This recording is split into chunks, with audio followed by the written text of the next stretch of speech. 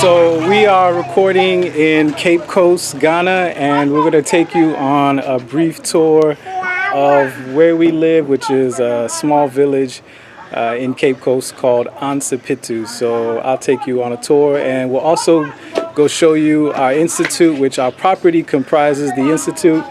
It's going to be our classroom downstairs for Adama Vezira Institute for Sustainable Development, as well as our holistic organic garden. So we'll take you on a tour.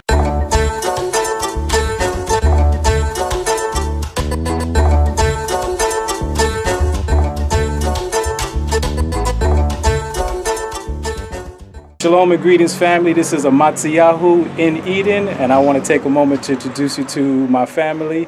So we have Havia and baby Alora. And baby Alora. All right. And Masai, introduce yourself. My name is Masai. Hello, it's Ashura. Say it again. What's your name? My name is Ashura. All right. Okay, so we live in a village called Ansipitu, and it's along the roadside. And if you look in our yard, there's a lot of construction materials because the owner of the land kind of builds on constantly. You can hear the trucks. It's constantly big trucks and things going by. But we live basically between near a town closer, Abra, and actually Kakun National Park is that way. For a lot of people who come, tourists and things always go through there, so we always see big buses and things like that. But overall, we know a lot of people in the village, and we're pretty close-knit with our neighbors and things like that. So, and this is where we grow and play and live. Good job, babe. To the garden. So you go ahead. Thank you. We're not going in the car. We're not going in the car. Ashura, come. You think we are going somewhere? Don't walk in the water.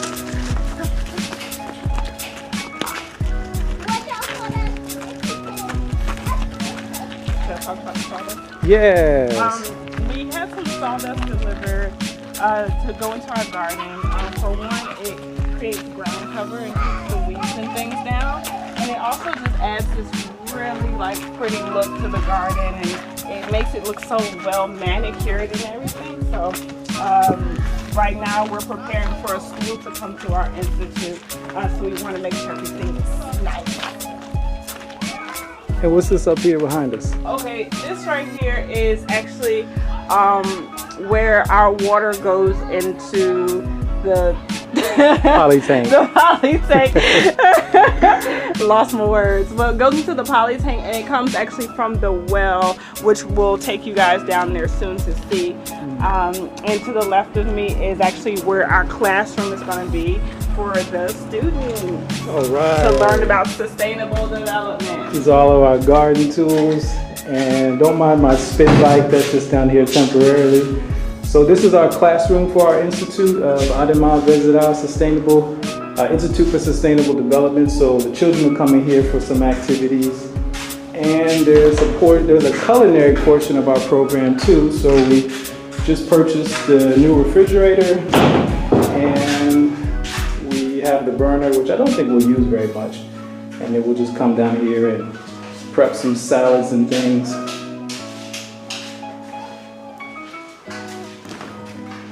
Jibridu! I see you trying to run from the camera. All right, so now we're going to introduce you to our senior member of our Institute's program, Bamboo Roots, and he's also the manager of our garden. Jibridu, you want to say a few words about your experience with Bamboo Roots and working with Adama Vezira Institute for Sustainable Development? He's a man of few words.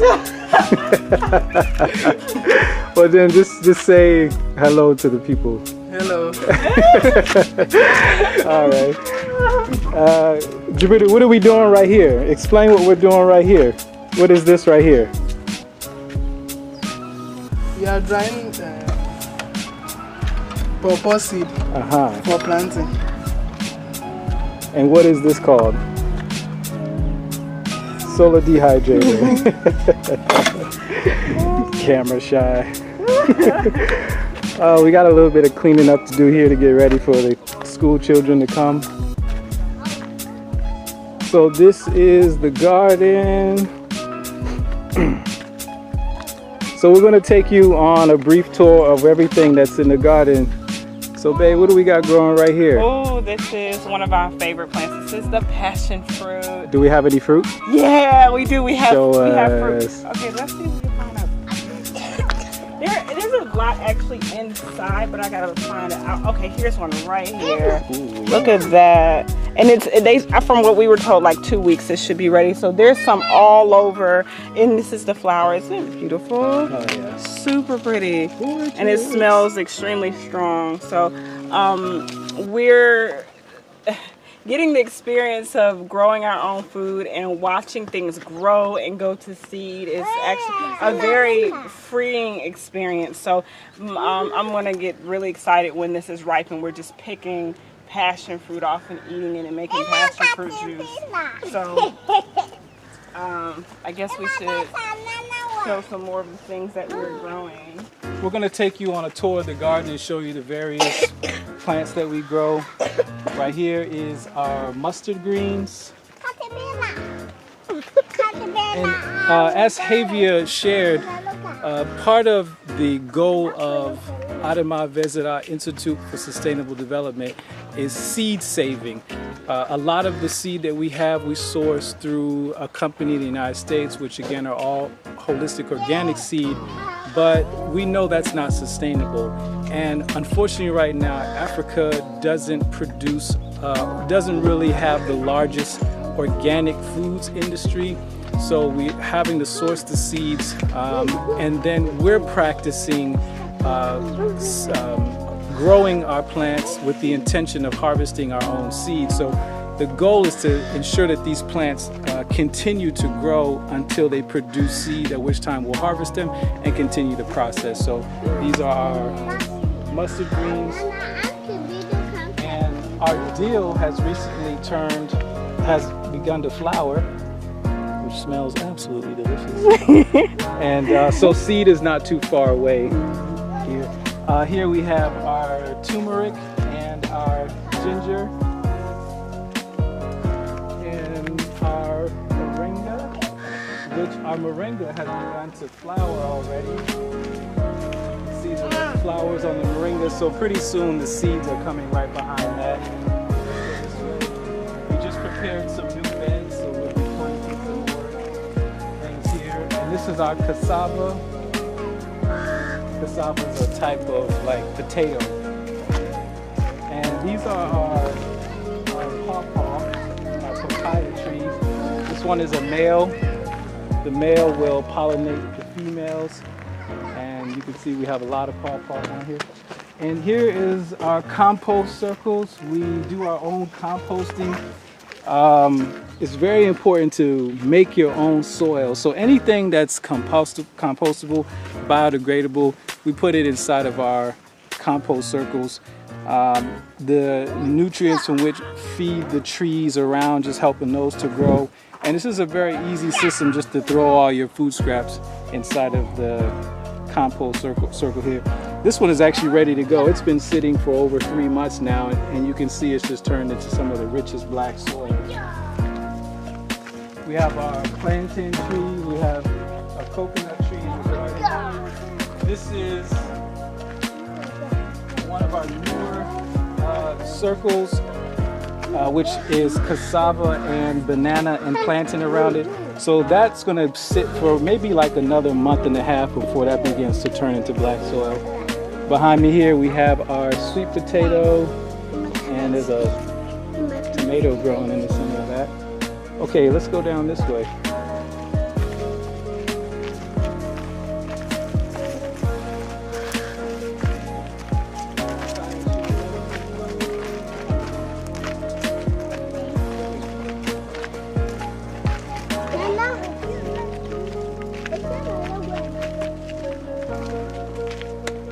here we have our water well.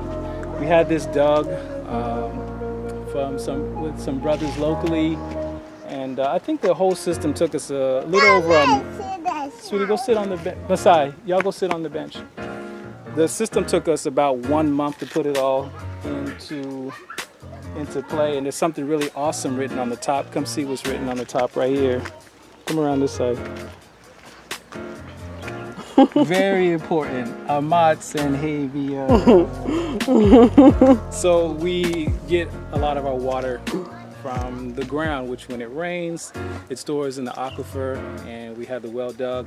There's a pump inside that pulls the water up, sends the water, that's right, Alora, sends the water to the poly tank, and in turn gravity just feeds it back downhill. So this whole garden is watered by our well. It's awesome. Okay, we got some more things growing here. This is called local spinach. Here we have some lettuce growing. We have tomatoes. Plenty of tomatoes. Pineapple fruit. Hey! Don't need a grocery store for that, eh? Pineapple.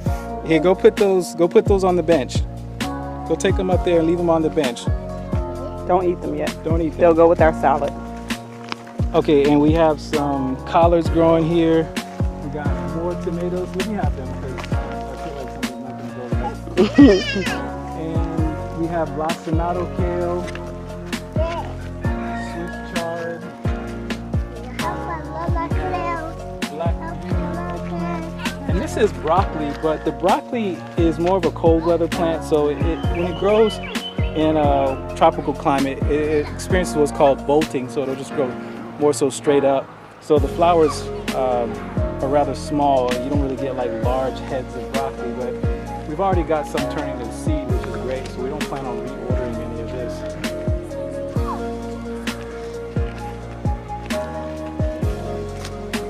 Here we have our bush beans.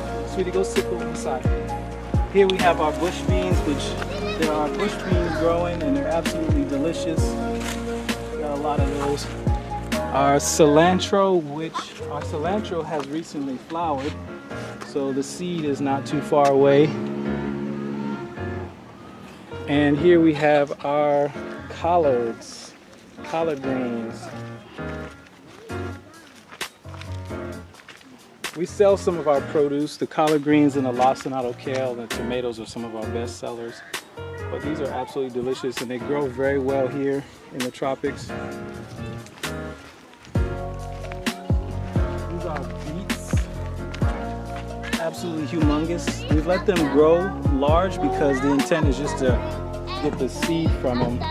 But the chickens, they disturb the ground so much that every time we bring in some of the compost to add nutrients to the bed, the chickens just come because there's so many seeds inside of the compost, and the chickens will come. So that's why you see like no soil around the beets, because the chickens come and disturb it. And here's our dandelion. Dandelions are considered weeds, but they're really great to eat. Really great. They're wonderful inside. We have our lacinato kale, more beets, some more collards. Black beans are growing right here.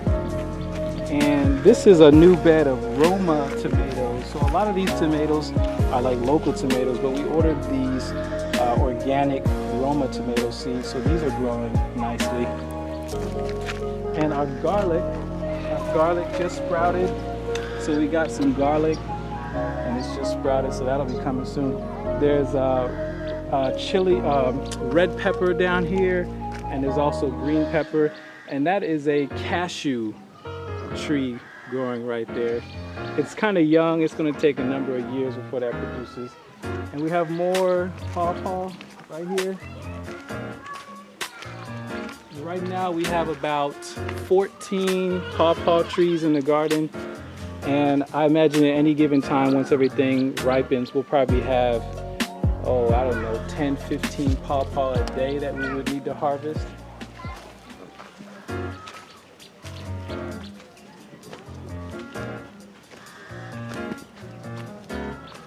And here is our okra, and we are letting our okra turn to seed. So these are drying real nicely. As a matter of fact, this one's probably already ready. So you can see all of the seeds inside. So we'll have, and this okra is really unique too. This is actually already 3rd generation okra. So this okra, we got the seeds from the US and they're organic, and we planted, and these are like the 2nd generation, the children of the first seeds. And now this is gonna be like the 3rd generation okra.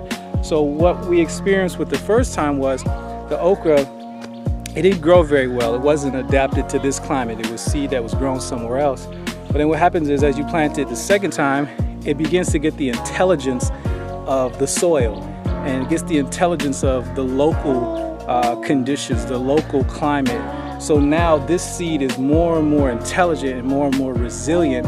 So as we continue to just grow this seed and the subsequent generations, these plants will become more and more resilient. We have our green cabbage and our purple cabbage, which you can see here. The purple cabbage is turning to seed now. So, actually it's beginning to flower. So real soon we'll have seeds coming from our cabbage. And I actually had to watch online, you know, how some of these plants produce seed, because I had never known, like, where do you get cabbage seeds from? Where do you get collards and Swiss chard? And after just watching like the YouTube videos, I began to understand how these seeds are produced. So it's just a matter of just waiting. And much of the plants require more than 1 year to grow. So their seeds, like the collards, the Swiss chards, some of these things will take like 2 years before we'll actually be able to harvest the seed. But interestingly, again, with the bolting, the hot climate, is some things that would typically flower and produce seeds in their 2nd year.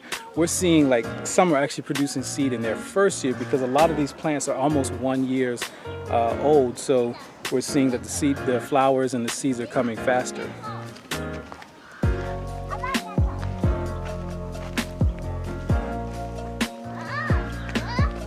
We have some more of our bush beans.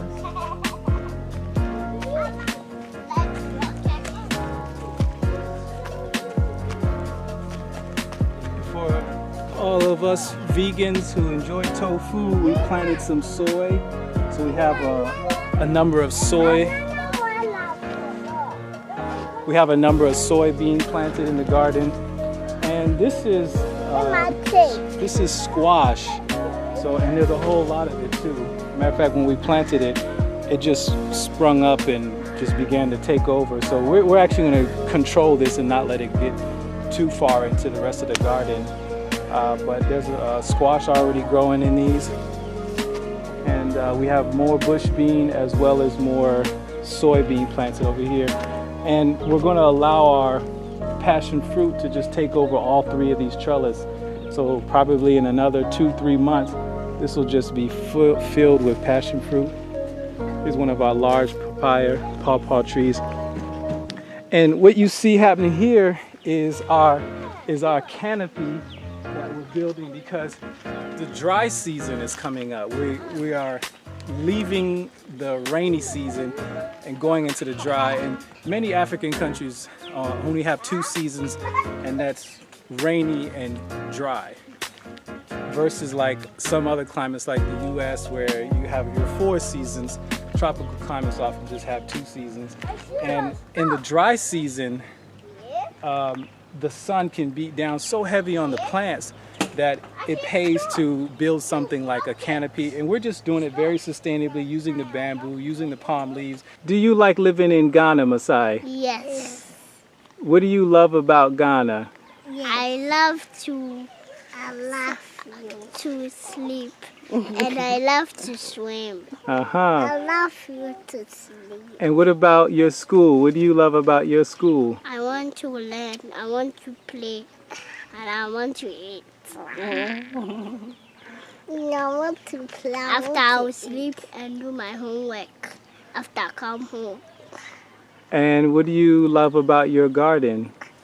To plant some tomatoes and squash, onions, and potatoes. And this is our institute, which is Adama Vezira Institute for Sustainable Development.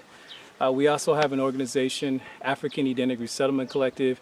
It is a registered 501c3 nonprofit organization in the United States. Adama Vezira is actually an NGO registered here in Ghana. And we also have a for-profit foundation, New Heaven, New Earth Foundation. And we wanted just to share with you what our experience with the garden has been like. In the United States, for most of our experience is going to a grocery store to get food. And I remember years ago when a hurricane was passing through the Caribbean, and it devastated the Caribbean. My mother, who lives in the Virgin Islands, she was affected tremendously by it, as well as much of my family in the Caribbean.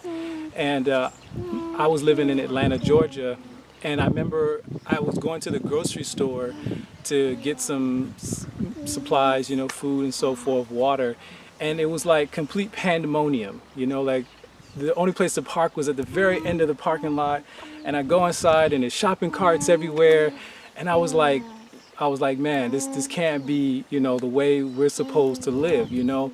And in preparing to come to Ghana, I had already had a garden at my house in Atlanta, and I knew I wanted to scale that up, you know. So my little 15 by 27 foot garden, you know, as you can see now, you know, is 1/4 plot, and we have some new land that was donated to us. We don't own it, but the owner of it said that we could use it because Jabridu, who you just met, his mother and father have been so impressed by the things that he's been doing and the works that we're doing as an organization that they allowed us to use some of their farmland. So we actually have another plot and a half that we're going to begin to farm real soon too. So you'll be seeing, you know, updates with that in the future. So it's amazing growing holistic organic food here.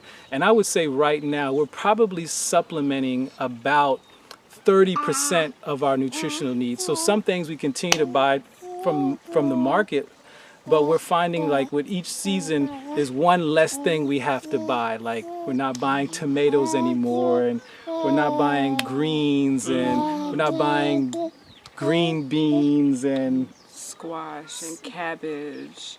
Soon papaya, won't have to buy papaya anymore.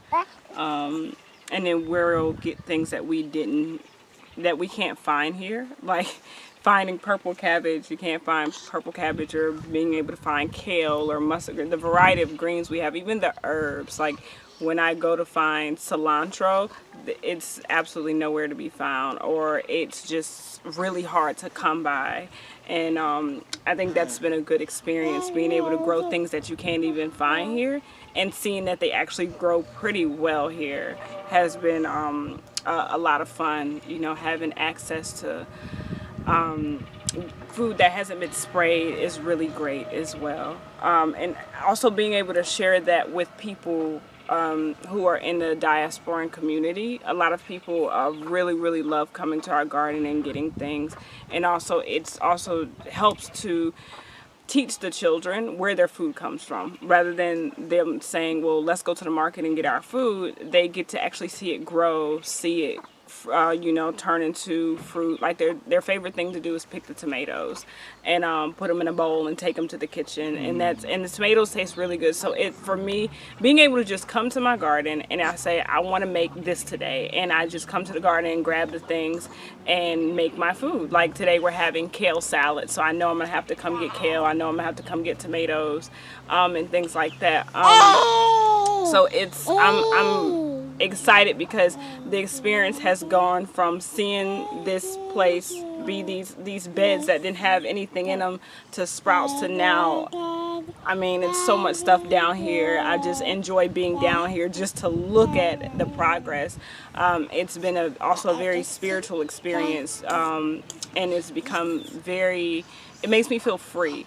You know, I can get everything from my backyard. Yeah, it makes me feel free, and I don't have to worry about prices of food going up because I'll have it in my garden. And it also taught me that things are seasonal, you know, and everything has its season and time in which things happen. So having a garden taught us a lot of patience, you know, taught us a lot of patience not only with the garden but with ourselves, you know, learning experiences with the garden. And you know, the garden has served many purposes, not just food wise but just spiritual and mental and stress relieving, things like that. Yeah, so yeah. And we practice sustainable development, so the goal was to continue to see how much further we could get off the grid, as it's known. So we have the well, so we don't have to pay for the water to water the garden, and very soon we'll be hooking up the water to our home as well. That's our next step, so that, because we've had some challenges with the water system, but very soon we'll have the house supplied with the water, so then there'll be no water bill.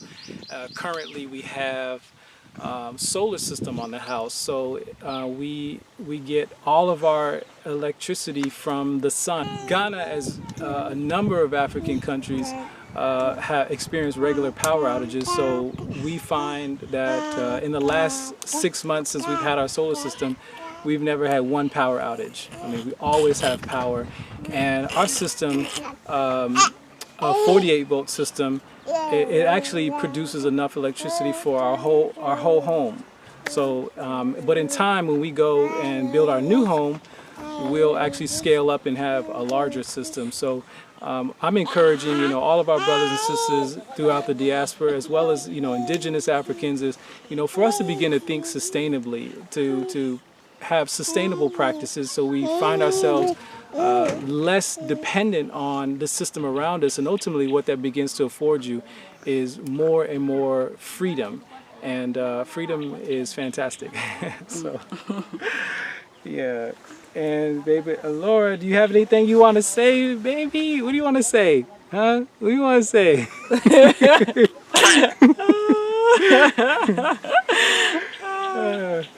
So anything else? no. Okay.